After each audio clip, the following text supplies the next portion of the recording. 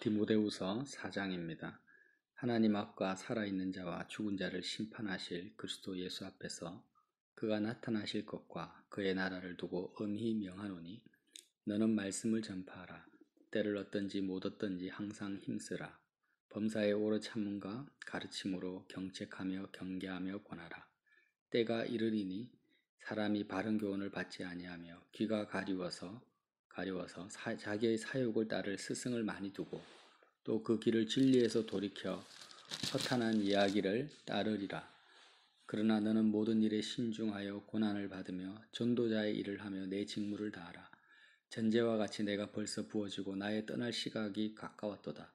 나는 선한 싸움을 싸우고 나의 달려갈 길을 마치고 믿음을 지켰으니 이제 후로는 나를 위하여 의의 면류관이 예비되었으므로 주 곧 의로우신 재판장이 그날에 내게 주실 것이며 내게만 아니라 주의 나타나심을 사모하는 모든 자에게 도니라.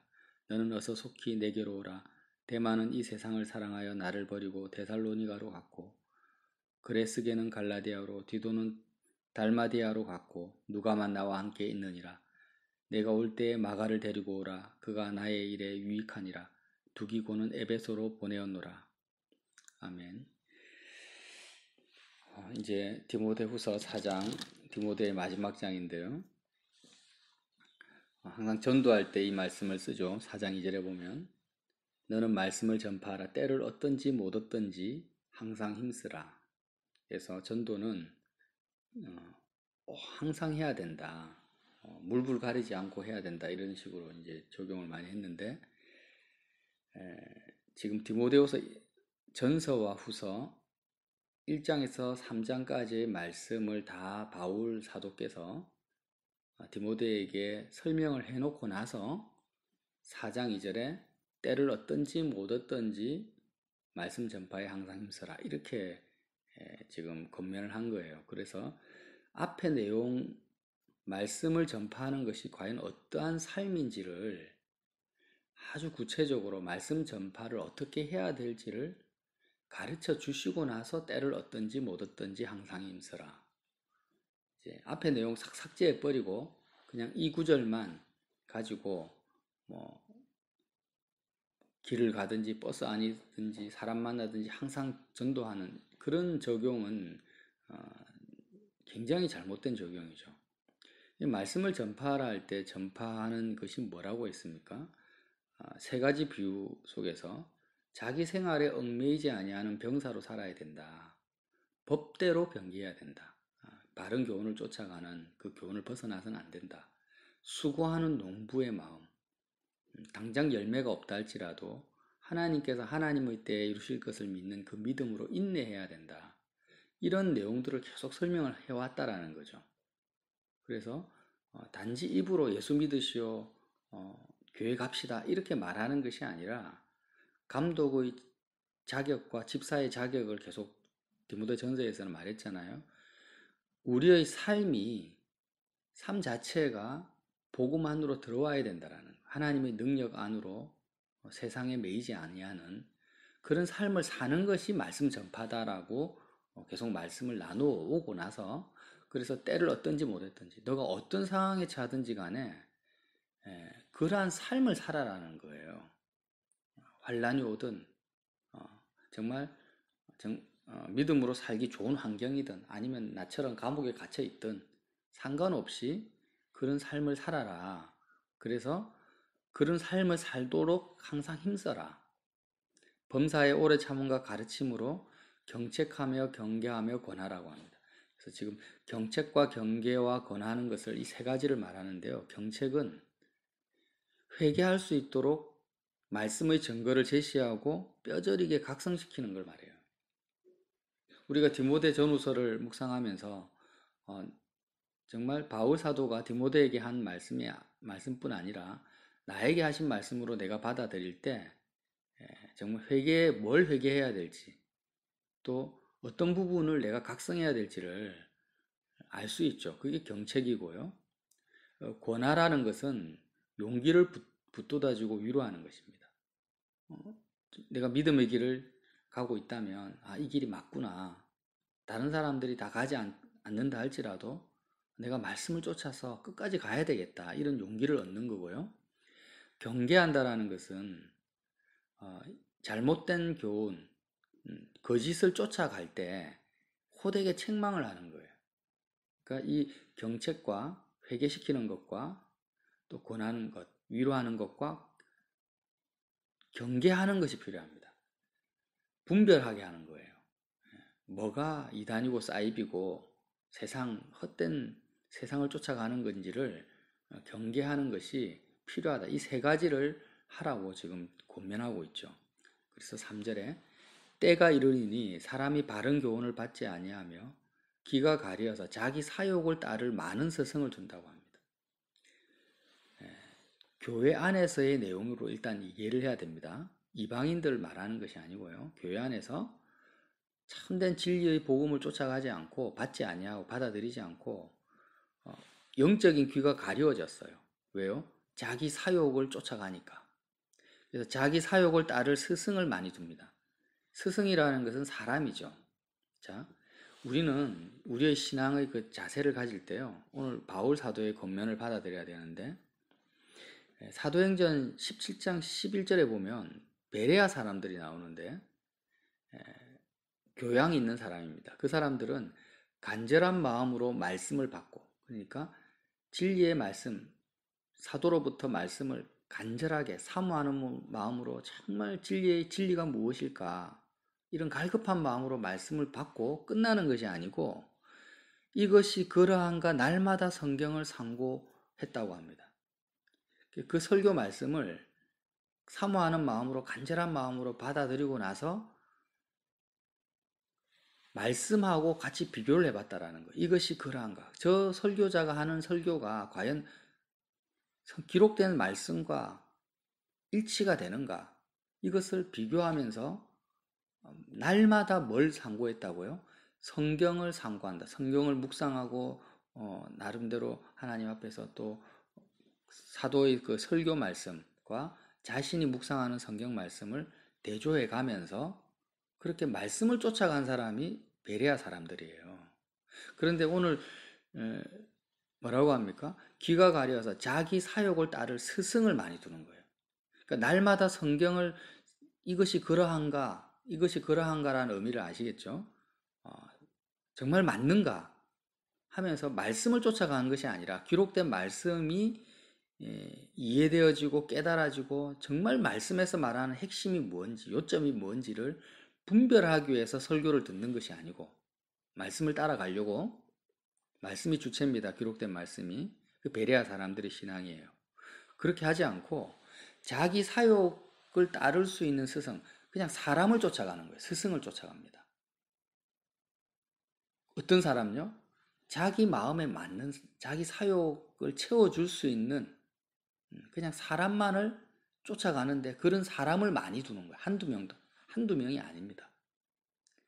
그런 신앙의 태도와 방향은 정말 잘못됐다고 지금 말씀하고 있는 거예요. 그래서 그들은 그 길을 진리에서 돌이켜 허탄한 이야기를 따르리라. 지금 유튜브에 많은 설교자들이 있습니다. 그래서 어떤 분들 보면 참 말씀을 많이 묵상하고 좋아하시는 것처럼 보이는데 어떤 때는 뭐 예를 들어서 외국의 어떤 목사님을 막 쫓아가다가요. 또 어떤 때는 한국의 또 유명한 목사님을 또 막 쫓아가요. 이렇게 왔다 갔다 하는 거예요. 사람을 쫓아가. 이 사람 쫓아갈 때는 전에 있던 사람 싹 다 지워버리고 배제시켜버리고 또 이 설교 들을 때는 그 전에 또 들었던 설교는 또 싹 날려버립니다. 물론 이제 그렇게 분별이 되면서 그렇게 옮겨갈 수는 있는데 중요한 것은 어떤 설교자의 설교를 듣든 말씀을 듣든지 간에 내 중심은 어떻게 해야 됩니까? 그 설교자에게 초점을 맞추지 말고 기록된 말씀, 베레아 사람처럼 말씀에 맞춰라는 거예요. 그래서 지금 우리가 부족하지만 말씀을 계속 보고 있는 겁니다. 디모데 전서 후서를 베레아 사람처럼 이 말씀이 도대체 어떤 뜻인가, 어떤 의도로 바울 사도가 썼는가, 그것을 그 본질을 알려고 말씀을 나누는 거죠. 나를 쫓아오라는 것도 아니고 어떤 사람의 설교를 따라가고자 하는 것이 아닙니다. 그래서 말씀에 초점을 맞추자라는 지금 우리가 하고자 하는 방향성이 정말 맞다라는 거예요. 자, 5절에 그러나 사람들은 자기 사욕을 쫓을 스승을 많이 두지만 그러나 너는 모든 일에 뭐하라고요? 신중하여 근신하라, 신중해라. 말씀이 그러한가 베레아 사람과 같은 자세를 가져라는 거예요. 모든 일에 신중하여 고난을 받으며 계속 고난 받아라는 말이 있습니다. 이거는 자기 죄로 인한 고난이 아니고요. 이제 전체적으로 엄청난 하나님의 영광을 가져오는 고난입니다. 전도자의 일을 하며 내 직무를 다하라. 전도자의 일을 하며 내 직무를 다하라. 계속 앞에 했던 내용을 반복하고 있어요. 전제와 같이 내가 벌써 부어지고 나의 떠날 시각이 가까웠도다. 이 전제와 같이 내가 벌써 부어졌다라는 게 뭐냐면 제단 위에 제물을 올려놓잖아요. 제단 위에 올려진 제물 위에 이방인들 하면 술을 부어요. 기름을 붓든지. 그러니까 이제 희생 제사의 마지막 단계를 말하는 거예요. 이미 사도 바울은 자신의 삶 자체를 거룩한 산제물로 십자가의 제단에 올려놓고 살아왔다라는 거예요. 자신의 삶 전체를 그리스도와 같이 연합된 산제물로 자신의 삶을 들여놓은 상태인데 이제 그러한 산제물로 살아왔던 바울의 인생이 마지막 순서, 이제 마지막으로 이제 그 제물 위에 술을 붓듯이 기름을 붓듯이 그런 마지막 단계에 왔다. 내가 나의 떠날 시각이 가까웠다. 나는 선한 싸움을 싸우고 나의 달려갈 길을 마치고 믿음을 지켰으니 이제 후로는 나를 위하여 의의 면류관이 예비되었다. 의의 면류관은 성부 아버지, 하늘에 계신 우리 아버지가 성자 예수님을 바라볼 때 내 사랑하는 자요, 내 기뻐하는 자라, 이렇게 정말 예수님을 사랑하시고 기뻐하시는 그 아버지의 마음이죠. 그 예수님이 받으시는 그 면류관을 내가 그리스도와 연합된 상태에서 예수님이 받으시는 모든 축복과 은혜를 내가 다 받게 되었다, 이 말이에요. 그게 의의 면류관입니다. 이 의의 면류관이 예비되었으므로 주 곧 의로우신 재판장이 그날에, 주님이 재림하시는 그날에 내게 주실 것이며 내게만 아니라 주의 나타나심을 사모하는 모든 자에게는, 주의 나타나심, 보이진 않지만 주님이 재림하실 것이고 하나님의 나라가 결국 완성되어질 거잖아요. 이것을 사모한다라는 것은 사랑한다라는 것입니다. 세상을 사랑하는 것이 아니라 보이지 않는 하나님의 나라, 주님의 나타나심을 사랑하는 모든 자에게 의의 면류관이 예비되어져 있다. 너는 속히 내게로 오라. 왜요? 대만은 이 세상을 사랑하여 나를 버리고 데살로니가로 갔고 그레스게는 갈라디아로, 디도는 달마디아로 갔고 누가만 나와 함께 있느니라. 자, 이 말씀이요. 주의 나타나심을 사모하는 모든 자에게 의의 면류관이 예비되어져 있다. 이 말씀과 정확하게 대비되어집니다. 데마는 이 세상을 사랑하여 나를 버리고 데살로니가로 갔어요. 이 데마라는 사람이 바울을 배신하고 세상을 사랑하게 된 거예요. 그러니까 주의 나타나심을 사랑하는 모든 자 말고 대조되게 바울이 말하는 거예요. 데마는 이 세상, 주의 나라가 아니라 이 세상은요, 여기서 헬라어로 톤니 아이오다라는 이렇게 말을 하는데 무슨 뜻이냐면은 이 세상은 현재 시대를 말합니다. 현재 눈에 보이는 세상, 현재 시대. 그러니까 대만은 보이지 않는 하나님의 나라, 보이지 않는 그리스도의 재림과 심판을 대마의 마음속에 실제적인 영원한 현실로 받아들이지 않고 눈에 보이는 이 땅에서의 삶, 이 땅에서의 그 지명 있잖아요. 그래서 구체적인 지명을 말하는 거예요.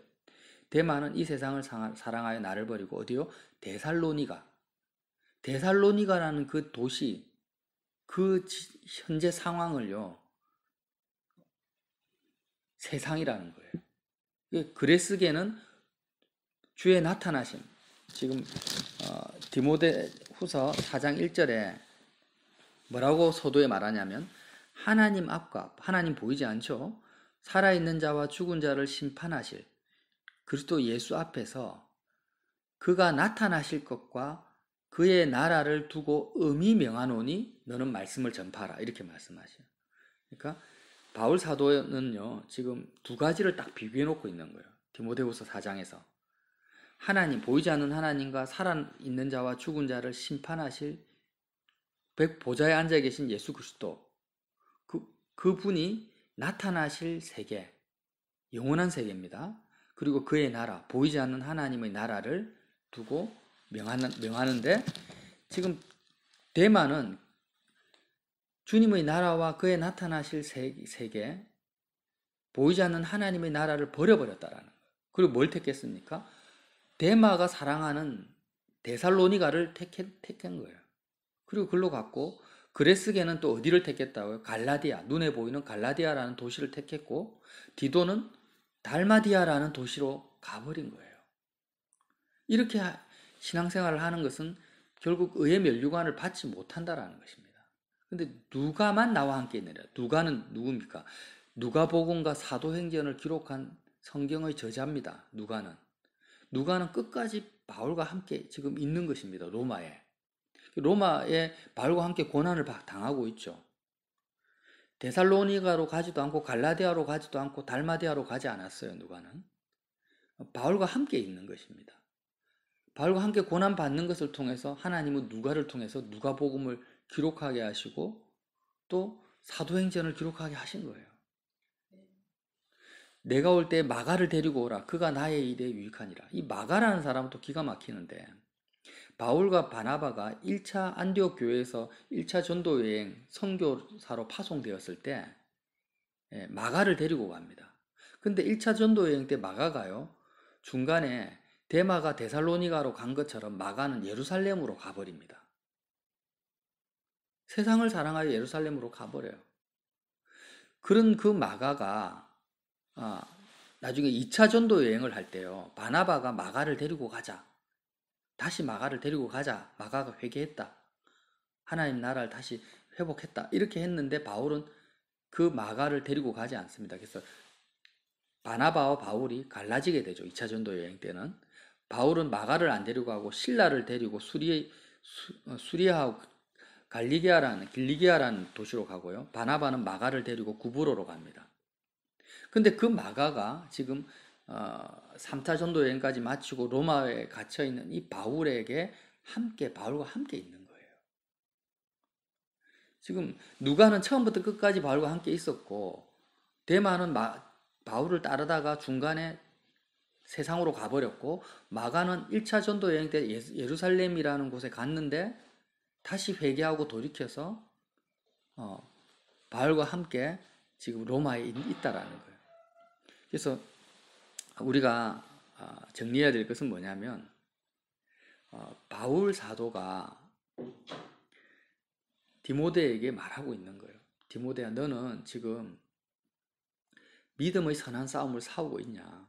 믿음의 선한 싸움이 뭐냐면, 보이지 않는 하나님의 나라, 주님의 나타나심, 그 나라가 있는데, 이 땅에서 바울이 전도할 때요, 바울도 여러 곳을 다녔어요. 에베소, 갈라디아, 예루살렘, 로마 많이 다녔는데, 바울이 굳이 자신이 간 장소를 언급하지 않고요, 바울은 어디에 있든지 간에 전 세계를 돌아다녔죠. 바울도.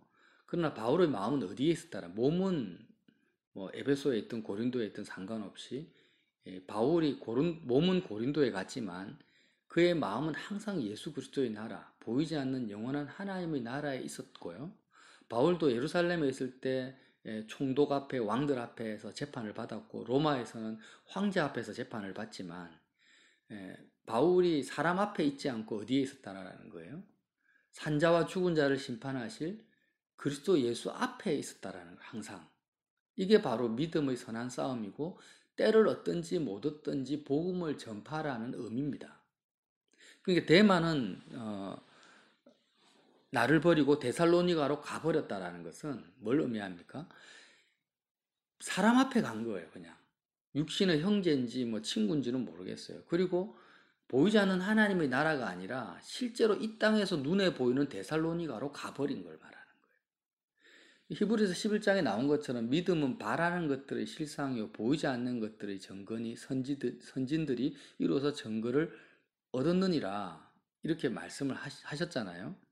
그래서 지금 바울 사도가 디모데에게 하고자 하는 말은 뭐냐면, 바울도 다 전도 여행을 가고 있고 지금은 로마에 있지만, 또 로마에 있는 감옥에 갇혀 있지만, 바울의 몸은 감옥에 있지만 마음은 어디에 있다라는 거예요? 지금 나는 선한 싸움을 싸우고 달려갈 길을 마치고 내 마음은 이제 곧 의로우신 재판장, 의의 면류관을 주실 그 주님께 내 마음이 있다, 디모데야. 나는 몸은 감옥에 있지만 마음은 하나님의 나라에 있어. 너도 나와 같아야 돼. 나는 몸은 로마 황제 앞에 있지만 로마 황제가 중요한 것이 아니라 산자와 죽은 자를 심판하실 그리스도 예수 앞에 내가 있다라는 거예요. 이 믿음을 말하는 것입니다. 그래서 우리가 이걸 복음 때를 얻든지 못 얻든지 복음을 전하라는 이 의미를 우리 삶 속에 가져다 적용을 하면 어떤 적용이 됩니까? 내가 지금 대한민국 뭐 김해에 있든 부산에 있든 그게 중요한 게 아니라는 거예요. 내가 지금 가정에 있든 직장에 있든 그게 중요한 게 아니고, 내가 직장인이든 실업자든 가정주부든 사장이든 그게 중요한 게 아닌 거예요. 내가 지금 오늘 만나는 사람이 대통령이든 노숙자든 그게 중요한 게 아니라는 거예요. 중요한 것은 디모데야, 너가 복음을 전해야 되는데, 때를 얻든지 못 얻든지 말씀을 전해야 되는데, 눈에 보이는 장소, 눈에 보이는 사람보다도 너의 마음이, 너의 심령이 하나님 앞에 있어야 돼. 그리고 너의 마음은 어디에 있어야 돼요? 영원한, 보이는 것은 한정됐다고 했죠. 눈에 보이는 것은 어쨌든지 간에 눈에 보이는 것은요, 곧 사라질 것이고 안개와 같습니다.